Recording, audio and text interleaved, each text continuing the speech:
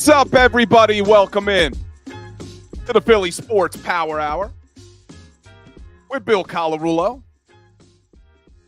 Howie never sleeps. Howie Roseman once again makes a big signing last night. I was just saying to my producer, I put my phone down, was getting ready to relax for the night, thought, okay, there won't be any more breaking news tonight. Nope. Howie Roseman never stops working, signs linebacker Devin White last night. And we'll get into it because we're going to talk about it because yesterday on the show, if you tuned in, we were talking about the linebacker position and that name came up and I told you he was not someone that I really liked. So I understand the move and we'll get into it. They do need linebacker help. But for me, it's just another question mark at that position. So we'll talk about it. I see Gary Williams checking in on TikTok. Good to see you. We're streaming live across JAKIB Sports as well as Bill Colarulo Philly Sports Talk. Let's get a little roll call because I see a bunch of people checking in on this Friday. A busy week for the Philadelphia Eagles. So we'll talk about the Devin White move. I got a question for you, too. Are you getting any dream team concerns? We'll talk about that. Little Flyers talk, little Sixers talk. We'll end the show like we do every Power Hour with a little Today in Sports History, and we'll get ready for the weekend. Weather's starting to change, but let's get a little roll call. I see Tony Brand X checking in on TikTok. I got my man Big Bills in the house. Well, you guys crack me up in the chat. You really do. David Laprati checking in. Robert Temple, Flexen and Stefan, TGIF. Striker in the house. Jim G, Jason A-Team, Fanny, Adams Exploits, Twiz, MC, Andrew Dirk, Decoy Gaming, Matt Beach, iShine 101. Man, a lot of people checking in. Slimville Slugger, Kenny Sprague. I apologize if I missed you. Oh, good. Welcome. Punjab Kings fan, first time on the channel. Well, welcome. And if it's your first time here, we do the Philly Sports Power Hour every day, Monday through Friday, 10 to 11 a.m. It streams both on JAKIB Sports as well on my YouTube channel, so make sure you're subscribed everywhere. Also, make sure you're following along on social media because we do post content all day long on all of our platforms. And we're now on TikTok as well. So just me today. No guest, but we got a lot to talk about. A lot to talk about. So let's jump right into the biggest news of the evening. Linebacker Devin White. Like I said, if you follow me, if you were here all week on this show, you know that my biggest concern on the defensive side of the football was the linebacker position. It was hard for it not to be our biggest concern because last season, going into the year, we all knew and we all expected the linebacker position to be a problem. They let TJ Edwards walk last offseason. They let Kazir White walk last offseason. And they went into this year, even though we were all calling for it. If you follow me, I was pounding my fist on the table all offseason that you could not go into last year with just Nakobe Dean as your main linebacker. Because we hadn't seen him do it yet. He had only played 34 career snaps. We didn't know what we had in Devin White. We'll get there. In Nakobe Dean. But they did it anyway. They went into last season with a lot of question marks. You didn't know what you had in Nakobe Dean. We didn't know what we had in Nick Morrow. And then during training camp, it became obvious that they needed help at that position. So Howie Roseman turns around. He brings in Zach Cunningham off the street. He brings in Miles Jack off the street. Miles Jack retires a week after he brings him in. And Zach Cunningham actually played, I'm going to say, quote unquote, well.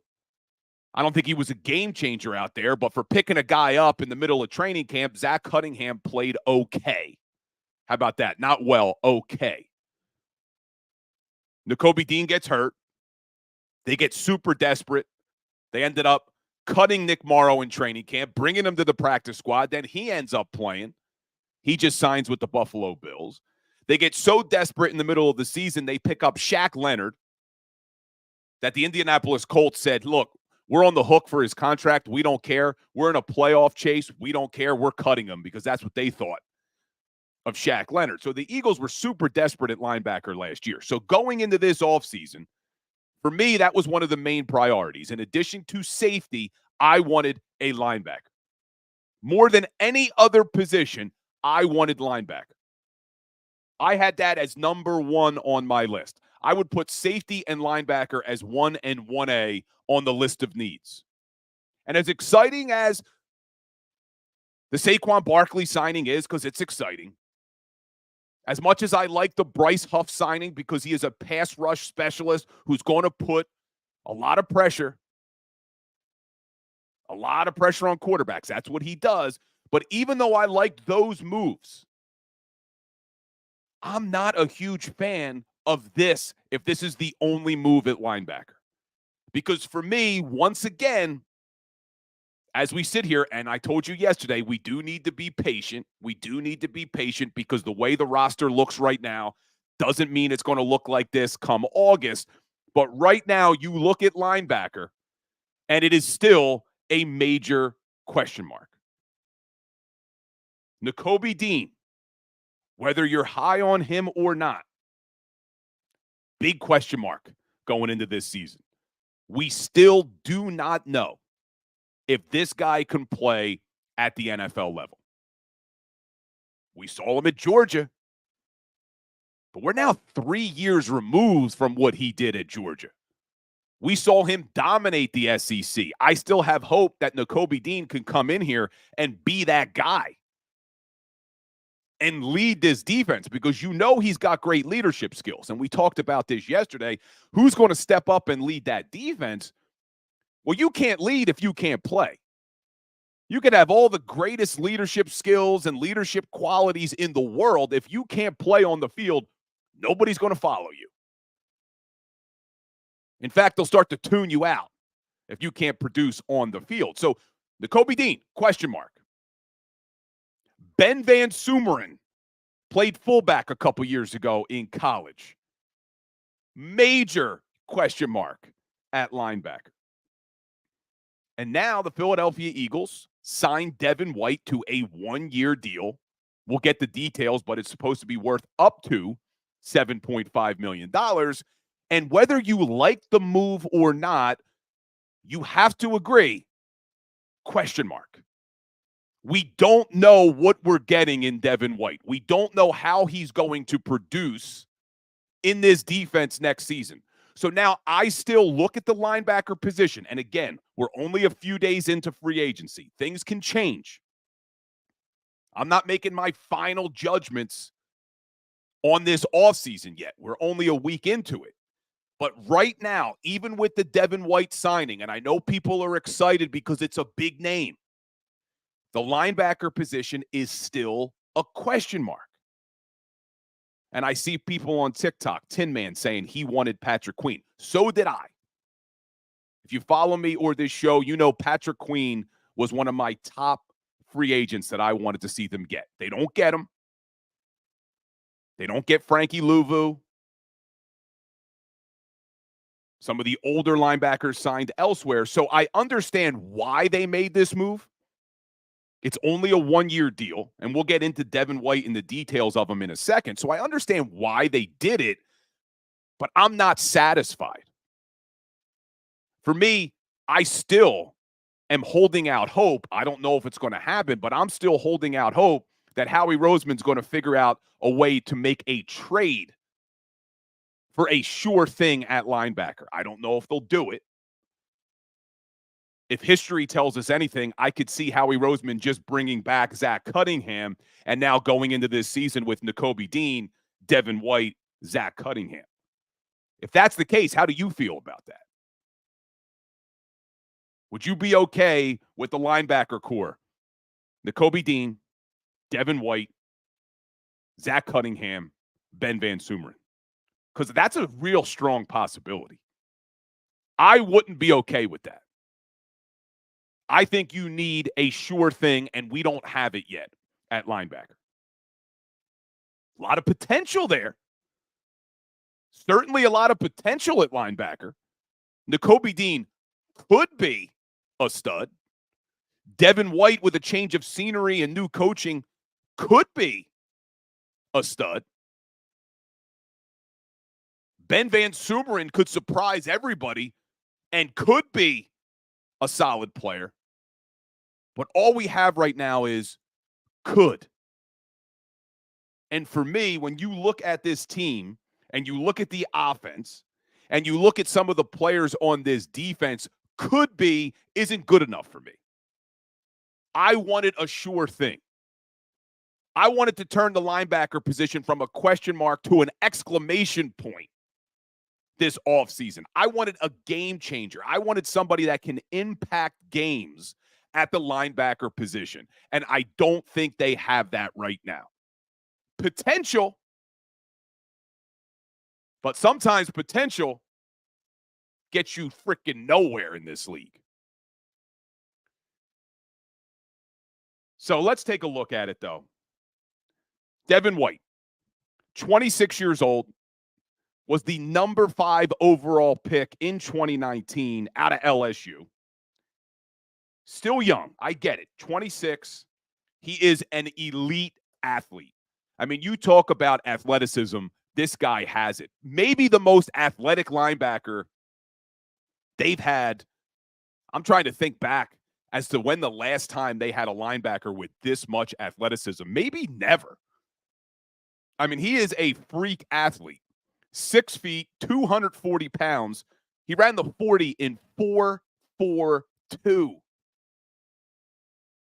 So you look at him, I'm not sure. And tell me in the chat if you're here, the last time they had a linebacker with this much athleticism. Not talking about his skill on the field, just his athleticism. I'm not sure they've ever had one that has this level of athlete in him. But that doesn't always translate to the field. So he gets drafted 5th overall out of LSU in 2019.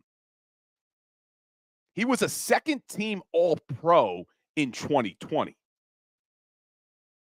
Now, part of the reason why he made that All-Pro, because if you really dive deeper into the stats, was because of his ability to get after the quarterback. He's a very good blitzer from that linebacker position. He can get after the quarterback. That's exciting. That is an exciting thing in a Vic Fangio offense, in a Vic Fangio defense, if Fangio could figure out ways to use him. But we also know that Fangio doesn't blitz a lot. When Devin White was in Tampa, Todd Bowles was the defensive coordinator and the head coach, who we know loves to blitz. Always in the top of the league in blitzing. So that's what Devin White did really well. Well, they're not going to do that a lot. Or at least I don't think they're going to do that a lot with the Philadelphia Eagles.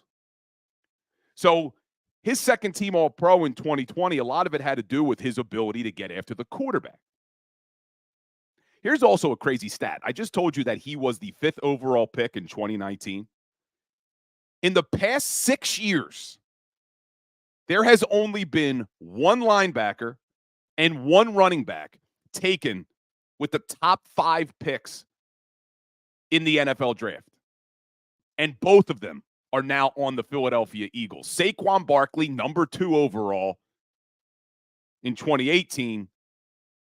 Devin White, number 5 overall in 2019. Both of them on the Philadelphia Eagles now. Interesting. But let's go some positives for Devin White for a second, because I know I'm being a little bit negative here. 75 career starts in the regular season, another 6 playoff starts. Health really hasn't been an issue for him over his career. Won a Super Bowl in 2020 with the Bucs and Tom Brady, obviously. Was a captain on that team. And when I talk about his health, you look at the percentage of snaps that he's played for this defense, and that's pretty good.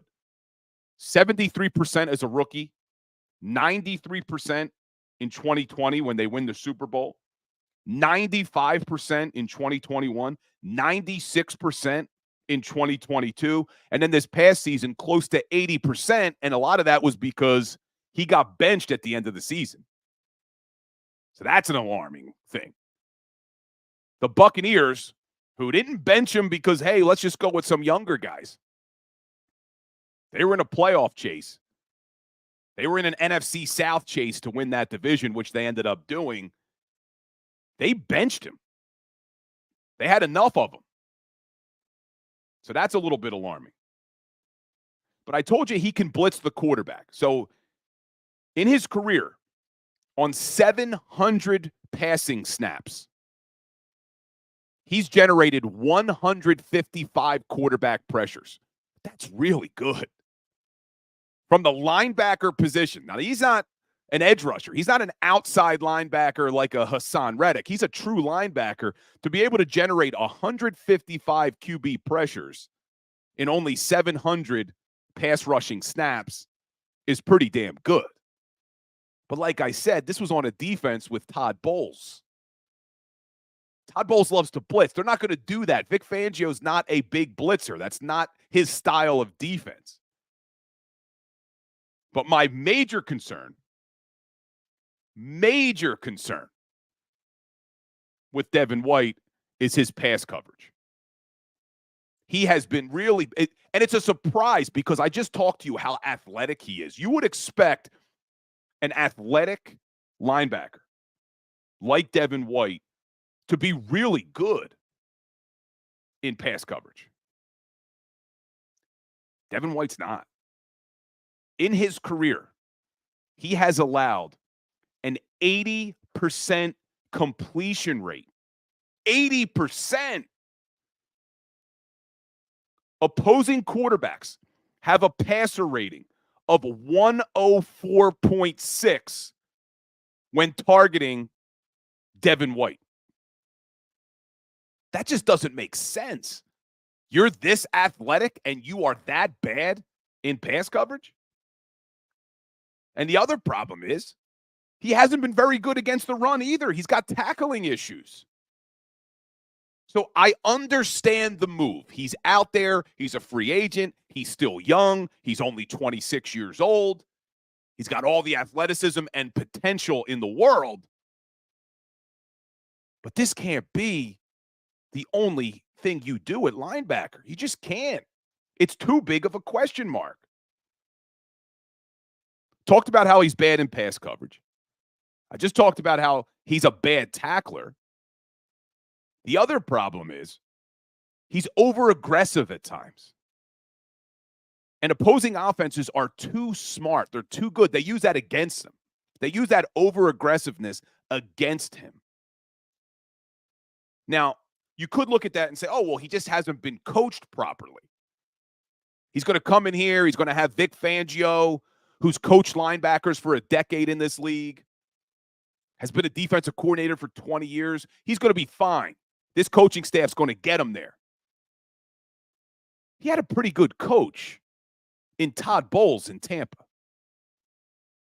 Now, I don't know how you feel about Todd Bowles as a head coach, but he's a pretty good defensive coach, well respected in this league. And if they couldn't get Devin White playing up to his potential, are the Philadelphia Eagles going to? So that's the big fear I have. And let's look at his Pro Football Focus grades. And I know we've talked about it before on this show. You can't take the Pro Football Focus grades as gospel because they're not. But just listen to his Pro Football Focus grades over his career. And a little teaser, they're absolutely terrible. As a rookie, his overall grade was a 52. Now, this is on a scale of 100. Overall grade, 52. 2020, a 43. 2021, 36. 2022, 45. And 2023, 46. That is terrible. To help you understand how terrible that is, Nick Morrow last year was a 72. Zach Cunningham was a 69, and Shaq Leonard was a 63. So Morrow, Cunningham, and Shaq Leonard's grades last year, Devin White has never reached that in his 5-year career. Ever. Think about that for a second. Do you think we had good linebacker play last year with the Philadelphia Eagles? Devin White's never been graded as high as any of those 3 linebackers were last year. Doesn't get me excited. Major question mark still on this team, in my opinion. And anybody that follows this show, you know, sometimes you come after me because I'm too positive. You know I am never, ever negative just for the sake of being negative. I'm never going to say anything just for clicks. I'm never going to be overly negative just for the cause of it. But this, in my opinion, is still a question mark. I'm okay with the signing. Trust me. I like the signing because it's a low-risk move. It's only 1 year. He's in a contract year, so you know you're going to get the best version of Devin White. He needs to play well if he wants to get a next contract. So I understand why you make the move, but for me, this can't be the only move. Just like the Chauncey Gardner-Johnson signing, I like that move, but it can't be all we do at safety. And I'm not saying it will be. It's a long offseason. I went through it with you yesterday about what Howie Roseman has done in previous years around the draft, as training camp approaches. So there's still a chance that he could make a move. So I'm not angry at bringing in Devin White. I get why you did it. There's not a lot of options out there. In my opinion, there is no strong options still remaining in free agency. So if they're going to do anything at linebacker, to me, it's got to be via a trade. So, and I see some people talking about the Pro Football Focus grades, and I get it. They're not always gospel. But when you get rated that badly every single season, that's telling you something. That is telling you something. I understand they may get it wrong. They may get it wrong for a game or two, but you look at this, and then I guess, you know, one of the things we could ask ourselves, well, in 2020, he gets a grade of a 43, and he's a second-team All-Pro. Well, how's that possible? Well, if you look, that was his pass rush that year. Because in 2020, although he was a 43 overall, he was a 40 in pass coverage, a 41 against the run, and 86 in the pass rush. That's the one thing he's done very well over his career, is to be able to get after the quarterback. But does that translate to a Vic Fangio defense? Does that translate to a defense that's not going to blitz a lot? That's not going to bring their linebackers a lot? So I'm just not sure how I feel about it if this is the only answer.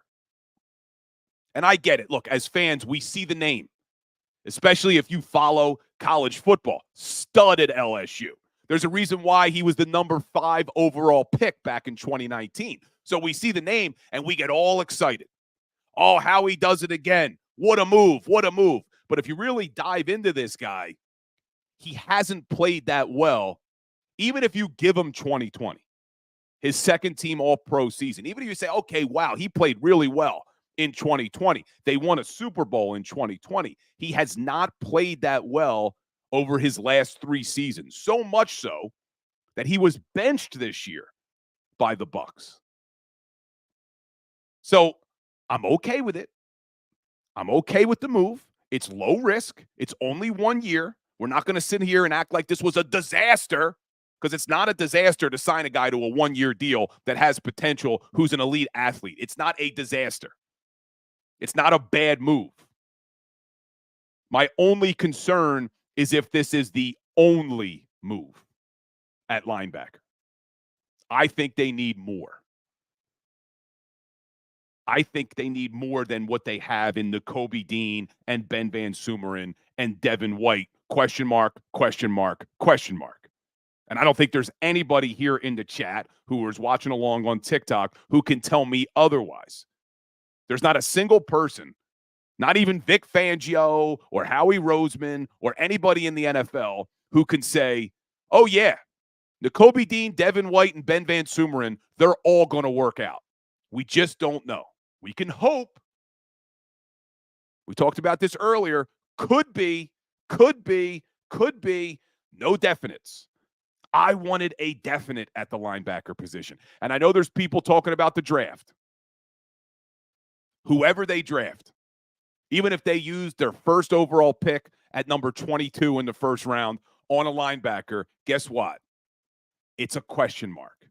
Because there's no guarantee that linebacker who's going to be a rookie is going to be able to translate from the college to the NFL level. So now you would have 4 question marks at linebacker. So I'm not mad at the move.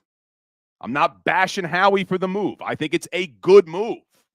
Why not bring in a guy on a 1-year deal that has all that potential? But for me, it's just you can't be done. And maybe he's not. I'm not saying he is, but that's how I feel about the Devin White move. But when we get back,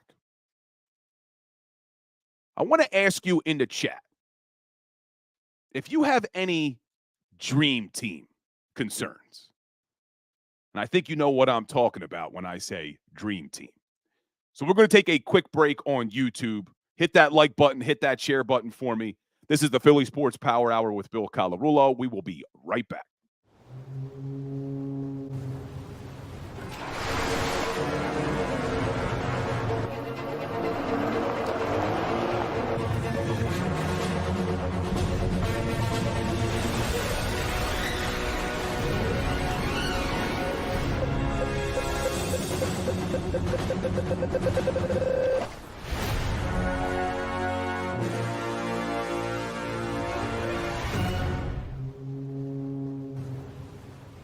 Imagine for a moment that you went to work today and when you came home, you were catastrophically injured. Your life and your family's life. That's what happened to union construction worker Mike Little. I was scared of what the end was going to be, but to be 100% honest with you, I knew I was going to be all right just by talking with Brian. In my heart, I just knew everything was going to be all right. Call the firm and find out why they say, "We got this." Call 215-458-2222.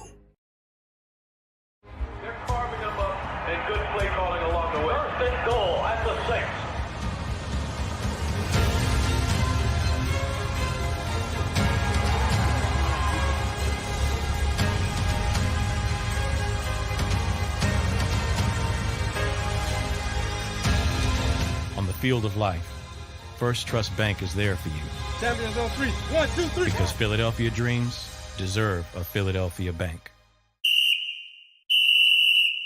Underdog Fantasy is the easiest place to play fantasy sports, and certainly the easiest when you're watching the NBA.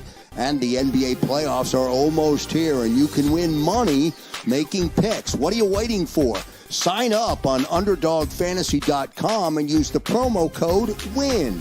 An Underdog will double your first deposit up to $100. That's UnderdogFantasy.com. Use the promo code WIN. Get ready for the NBA and get ready for the NBA playoffs. Go to UnderdogFantasy.com. Use the promo code WIN.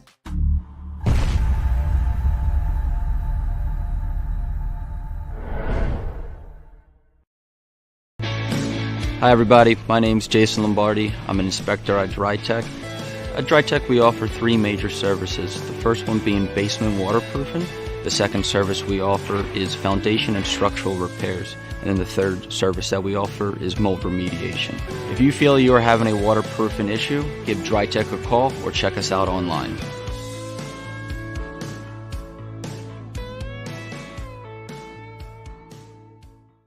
Do you stream on a Roku, Fire Stick, Google TV, or Apple TV? Now you can watch 6ABC 24/7 with the 6ABC Philadelphia streaming app. For the big story on Action News, search 6ABC Philadelphia and start streaming today. EAGLES, Eagles.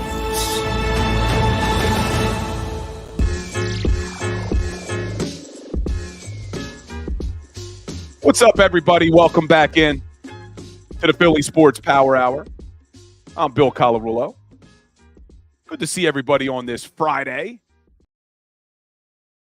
So I just checking X to make sure there's nothing else going on. It's been constant. Just keep hitting the refresh, waiting for some stuff to happen here. But wow. So Wesley Steinberg just tweets out, Giants owner John Mara broke down in tears when he found out that Saquon Barkley was signing for the Eagles. You know what? I'm calling BS on that. You know why I'm calling BS on that? Because the Giants had how many opportunities to re-sign this guy? How many opportunities? You drafted him in the first round. Hold on, I'm getting a little okay, Xander Krause is telling me, my producer's saying that he always tweets a lot of BS. And I'm saying it is probably BS because, Crowley's saying the same thing. Because the reason it would be BS to me is they had plenty of opportunities. You drafted the guy in the first round, which means when you draft somebody in the first round, not only do you have him for your 4-year rookie deal, there's a 5th-year option. That's what we're seeing right now with Devontae Smith. That's why I'm telling people, relax. I know they want to extend Devontae, but they have him this year. They'll exercise his 5th-year option. They have until May 2nd to do that. So you'll have him next year as well, but they'll get a deal done. The reason why Landon Dickerson was important was because this was the true final year of his deal because he was a 2nd-round draft pick. But you look at Saquon Barkley, they had him for his 4-year rookie deal. He wanted a new contract. They didn't give it to him. They exercised his 5th-year option. Like a good soldier, he plays on his 5th-year option. Gives it his all. Wants a new deal. They don't give it to him. They franchise tag him. Now he's given you 6 years of his NFL life. And as a running back, that's an eternity. It's like dog years for running backs because we know their careers don't usually last long. So he's given you 6 years, and you still didn't give him his big deal. So that's why Tiki Barber coming out and saying you're dead to me is so ridiculous. Because what did you want this guy to do? He gave you 6 years of his NFL life, and you never gave him that big payday. He laid it all out on the line. Was a great leader, from my understanding, was great for the community, left it all on the field, and that's how you treated him. And now he's supposed to feel bad for leaving? So I didn't agree with Tiki Barber one bit on that one. But let's talk. We were talking about Devin White before the break, and I see some people who are checking in late are asking me what my opinion is of it. So just quick summary, because we spent about a half hour already on Devin White. My summary of the deal is this. I'm not angry at the move. I understand the move.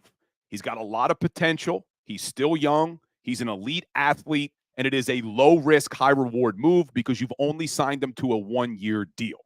So I get all of that. However, it is still a major question mark on this team. The linebacker position is still a question mark because we don't know what we have in Nakobe Dean. We don't know what you're going to get in Devin White because as well as maybe he played in 2020 when they won the Super Bowl, he has struggled in every area outside of pass rush. He struggles in pass coverage. He struggles in tackling. He struggles against the run. He's over-aggressive at times. I've also even heard he needs to be motivated at times. So my concern is that you have another question mark. I wanted a sure thing at linebacker. Now, maybe a change of scenery, new coaching will get Devin White playing at an elite level, but we just don't know. It's another could be, just like Nakobe Dean is a could be. Ben Van Sumeren is a major could be. Ben Van Sumeren is a probably not type of guy. So I still wanted to see a sure thing at linebacker, a game-changing type of linebacker. Now, here's the issue, and this is why I'm not angry at the move. There are no free agents currently available that fit that mold, that are sure things, in my opinion. And we could make the argument how we should have paid Patrick Queen or went out and got Frankie Louvu or even one of these older guys, but it didn't happen. So for me, I would like to see Howie Roseman figure out how to trade for one of those linebackers. And I don't know who's available. I'm sure Howie Roseman knows. because all these GMs talk, and figure out a way to maybe pry a young linebacker away from another team. And the way you could do that is similar to the way the Eagles got A.J. Brown. You have a linebacker who's maybe entering the final year of his rookie deal, the final year of his 4-year rookie contract that we just talked about. He needs a new deal. Well, maybe you have a team who's not really a contender, who would love the draft capital. And Howie Roseman can swoop in, you make a trade, you get a guy, and you sign him to a 3 or 4 year deal once you get him. I don't know who that is. I don't know who would be available. But if I'm Howie Roseman, that's what I'm doing right now. I'm calling around, and I'm asking who's available. Because I want a sure thing at linebacker, and we just don't have it yet. And I see Breida on TikTok saying to draft the linebacker. Loves Junior Colston from Michigan. And again, we talked about this as well. Any linebacker you draft, and I'm okay with it if they draft a linebacker. I think they should draft a linebacker. But any linebacker you draft is also a question mark. There's no guarantee that a rookie linebacker is going to be able to play at the NFL level. You just don't know. No matter how high you draft them. Case in point, Devin White. The Bucs took him number 5 overall. Do you think they expected a little bit more from Devin White using a top 5 pick on a linebacker? There's no guarantee that the game translates. So any rookie they would draft, no matter who it is, would be a question mark. And I just don't want that many question marks at linebacker. And there's a name that keeps coming up, and Stitch on TikTok says Jeremiah Trotter Jr. Sure. Would love it if they brought him in. But he would also be a question mark. No guarantees for rookie linebackers in this league. So that's how I feel right now. I take a look at the first week of free agency because it is only the first week. And we know Howie Roseman has done some of his best work around the draft, not drafting. That's a big difference. Not necessarily drafting, but trades around the draft. That's when they got A.J. Brown on draft day. They got DeAndre Swift last year on draft day. So that's why I'm staying calm. I'm going to remain patient because the way this team looks right now is not what the final roster will be come August. Moves can be made. They didn't get Chauncey Gardner-Johnson 2 years ago until August. So we talked about this. Ronald Darby was another one in their Super Bowl year. They made that trade. Let me see if I could find it. I got the list of all these moves. They got Ronald Darby also in August that Super Bowl year. August 11th, they made that trade. They got James Bradbury before the 2022 season. Now, I know he played terrible last year, but he played really well 2 years ago. They didn't get him until May. So we have to stay patient. We have to stay calm. I just don't want Howie Roseman to look at the linebackers and say, okay, we're fine now. And I could see them bringing back Zach Cunningham because he hasn't signed anywhere yet. And Howie at his press conference at the Combine, was it the Combine or the end of the year? They're running together now. But Howie Roseman has spoke twice since the season ended. He gave his end of the year press conference and he spoke at the Combine, and he made sure to specifically mention how well Zach Cunningham played. So I could see them bringing him back, but for me, that's just not enough. A linebacker crew of Zach Cunningham, Nakobe Dean, Devin White, and Ben Van Sumeren, that's not enough for me. And maybe I'm being greedy. Maybe I'm asking for too much. It's just we saw this before. We watched it happen last year. We knew going into the season that linebacker was a major question mark, and look how it worked out. So I don't think I'm asking for too much. Great start, Howie. I'm not taking anything away from the start, but I just need more at linebacker. But let's take a look, because I asked a question before we went to the break. Is anybody getting Dream Team vibes? Is anyone getting concerned about the Dream Team? Now, interestingly, I was thinking about asking this question today on the show, and I bring my daughter to school every day. And I'm walking into school this morning, and a lot of them know what I do. A lot of them know I do sports talk. And one of the dads comes over to me, and he says, "What do you think of the Devin White signing?" And I told him what I just told you. And his exact words to me, unprompted, "I'm really concerned that this is another Dream Team. I'm really getting Dream Team vibes," he said to me. And I said, "Oh, man, don't say that. I was actually going to ask that question today." He goes, "I'm telling you." He said, I think this is a Dream Team." So I personally don't have those concerns. I don't have those same concerns because I think there were other things at play that year. I think there were other issues that season. Maybe the main issue for me was, do you remember who was named defensive coordinator that season? Let's see if in the chat you remember who they named defensive coordinator the Dream Team year and how the hell that was going to work out.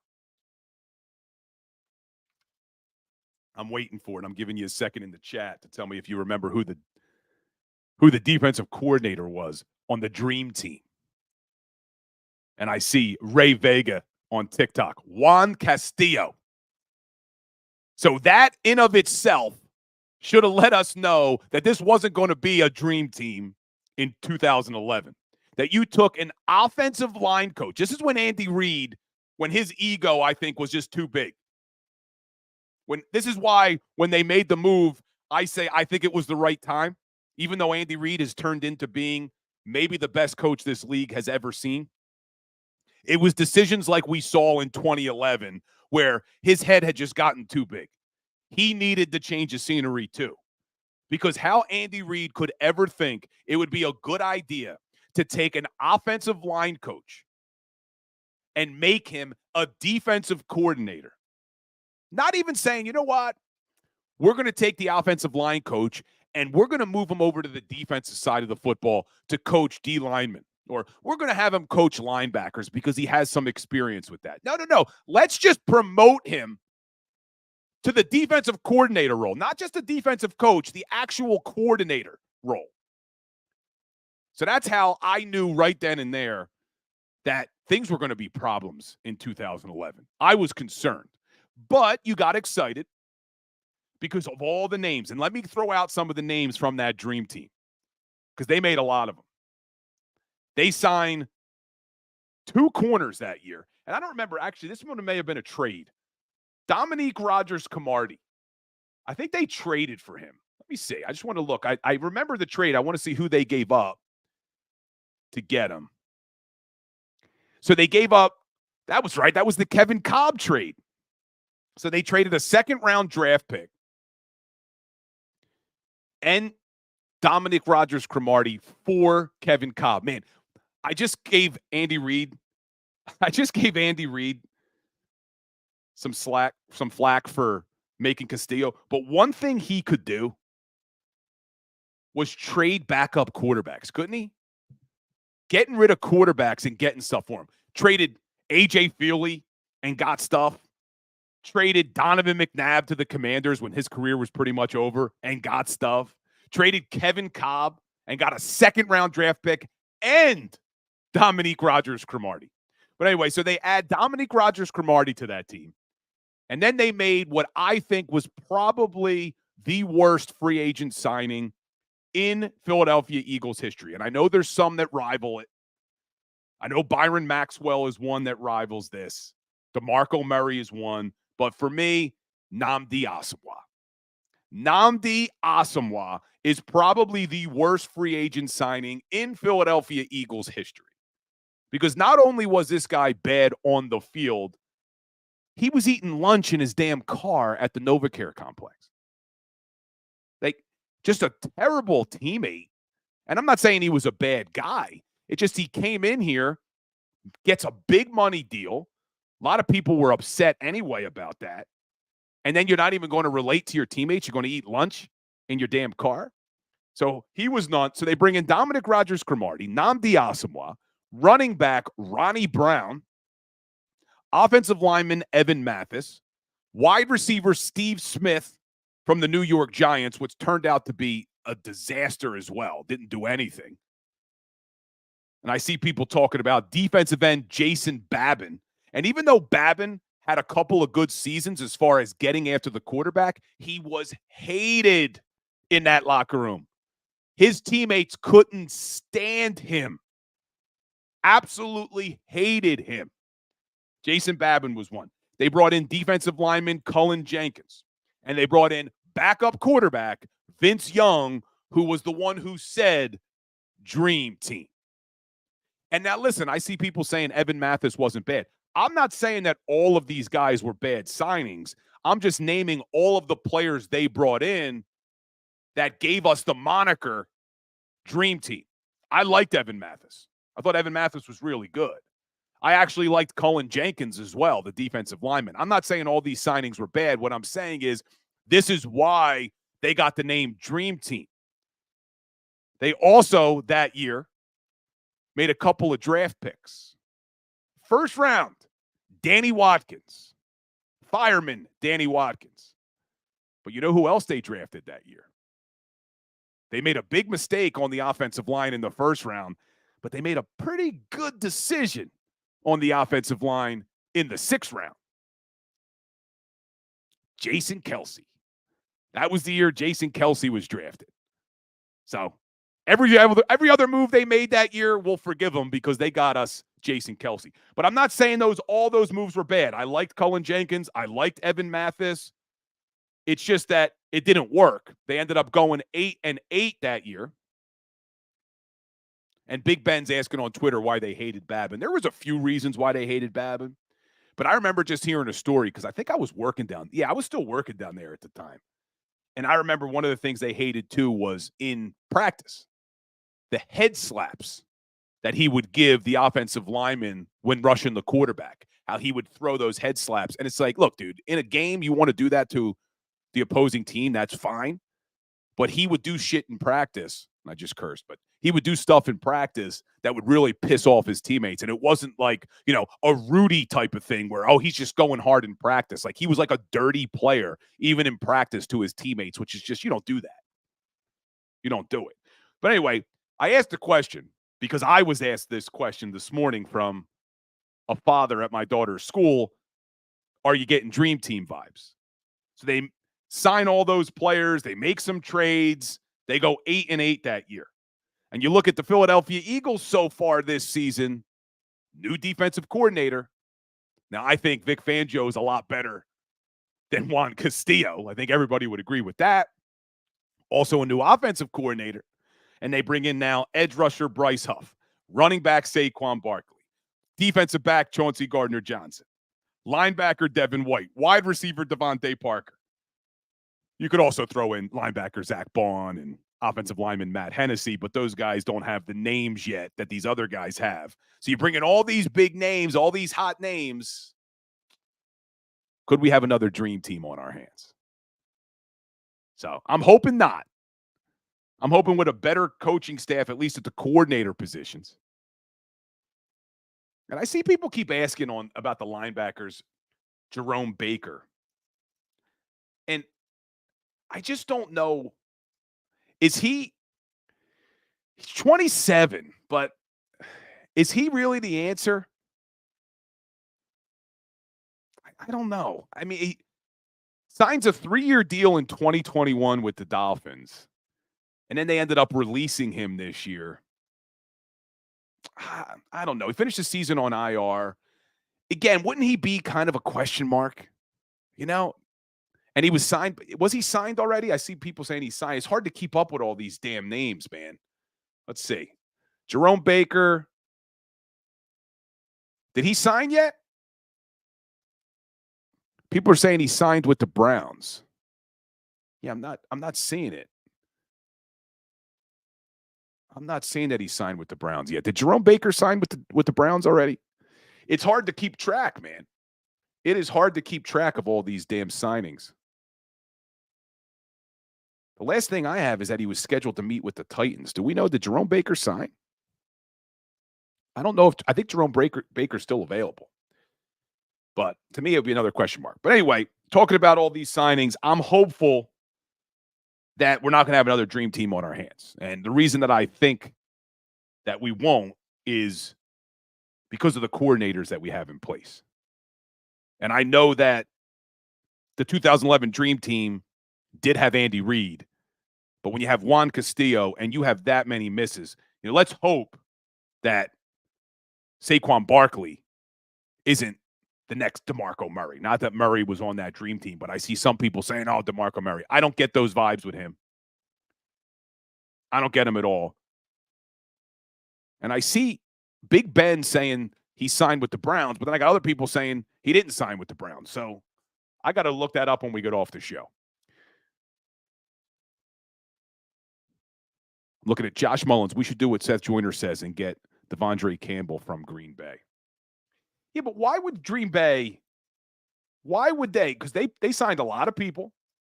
They got a lot of hopes of being a contender this year. Why would they cut him? Why would they cut Devondre Campbell? I mean, and look, he's 30 years old. But if you're the Green Bay Packers, they didn't have issues with their cap space. They made a big splash getting Xavier McKinney at safety. They made a splash getting Josh Jacobs at running back. So if they thought Devondre Campbell could help them, why would they cut him? That always makes me nervous. If somebody else is going to move on from a player who's a contender, why would they do that? Anyway, real quick, because we only have an hour, let's move on real quickly from the Eagles. Flyers lose last night, 6-2. Get absolutely blown out. Could have been worse. I think 2 goals were overturned in that game. I know a lot of people had a hard time watching it because it was on ESPN Plus, which is frustrating. But they lose 6-2. And this is tight. We talked about it yesterday. We want to see them make the playoffs. This is tough. And I see, hold on, real quick, back to the Eagles. I know everybody wants to talk Eagles. A.J. Dillon. I heard A.J. Dillon is going to stay in Green Bay, Mike, because he was a name I liked. But I heard he's going to stay in Green Bay. Was that official yet? Yeah, the reports yesterday is he's going to sign a team-friendly deal to stay in Green Bay. That's a nice 1-2 punch for them with Josh Jacobs and A.J. Dillon. So, yeah, he did just sign. Yep. So, that was a guy I liked. I said at the start of free agency, I would have liked to have seen them try to make a move for him, but good move by Green Bay. Green Bay is the team to look out for. But the Fly Guys, they only have about 15 games left, 16 games left. They're in a playoff push. Right now, they're third in the Metro, but teams are pushing. The Islanders are right behind them, and the Flyers started a tough stretch last night. They have Toronto, and then listen to their next 6 games. They got 2 against Boston.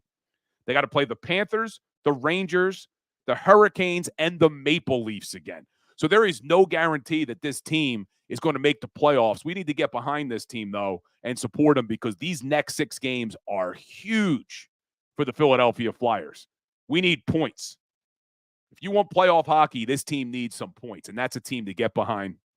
Sixers were back in action last night. I said it yesterday on the show that I'm forced to watch the Sixers because of this job, even though they pissed me off. And they did it to us again last night. For 3 quarters, you're sitting there thinking, wow, this team, they're going to beat the Bucks. They're going to win this game. They're going to go on the road and win a game they shouldn't win. And then they come out in the fourth quarter, play terrible, and the Bucks steal that 114-105. Maxey did what he could, 30 points, 4 assists, 4 rebounds. Tobias was okay. Tobias Harris was okay yesterday, and now he has like an okay game, and we're okay with it because of how bad he's been at times, but he just doesn't step up. If Tobias Harris played like he was paid, this team would be in a lot better position. Just frustrating. Anyway, reminder, catch me on The Fanatic tomorrow morning, 9 to 12. I'll be on Sunday, 9 to 12 as well. Go do a lot of Eagles talk. Like to hear from you. So if you're in the car doing some errands, taking your kids to practice or doing whatever you're doing, give me a call because we're probably going to do some Eagles talk. I'm probably going to ask if people are getting the dream team vibes, because I know some people are. But like we end every Philly Sports Power Hour, little today in sports history. March 15th, 1988, the St. Louis Cardinals, not the baseball team, the St. Louis Cardinals football team moved to Phoenix and became the Phoenix Cardinals. I know everybody remembers that because the Eagles used to be in the same division, and we used to play the Phoenix Cardinals before they changed the name to the Arizona Cardinals. And for some reason, all I remember when I think about the Phoenix Cardinals is Jake the Snake Plummer. Remember Jake Plummer? I just remember being a kid watching games and Jake Plummer and going up against the Birds. Because 1988, I was 5. So that's all I remember. I don't remember the St. Louis Cardinals. I only remember the Phoenix Cardinals, now the Arizona Cardinals. But that happened today. March 15th, 1988, the St. Louis Cardinals moved to Phoenix, and they've been there ever since. On a side note, not worried about the Arizona Cardinals. I'm not a fan of Kyler Murray. I think he's overrated. I don't think he's very good. I don't worry about the Cardinals. Maybe that's just me, but I know there's a lot of Kyler Murray fans out there. I'm not one of them. But everybody, appreciate all of you, especially those who are here every single day this week, because we are live Monday through Friday, 10 to 11, right here, Philly Sports Power Hour. I see my regulars all the time in the chat. Appreciate you. Love the engagement. Love that you spend this hour with me every day. And if this is your first time, hopefully I'll see you here on Monday, because we bring it every day at 10 o'clock. Hit that like button, hit that share button. Make sure you're following me across all your social media, especially on Twitter, so I can update you when I'm going to be, where I'm going to be, if you're a fan, and would love to keep connecting with everybody. Have a great, great weekend. I know I was a little bit harsh on the Devin White move, but this was a great week for the Philadelphia Eagles. We really had a great week. As fans, we should be excited, but they can't be done. But we'll stay patient. But appreciate all of you, and as always, go Birds.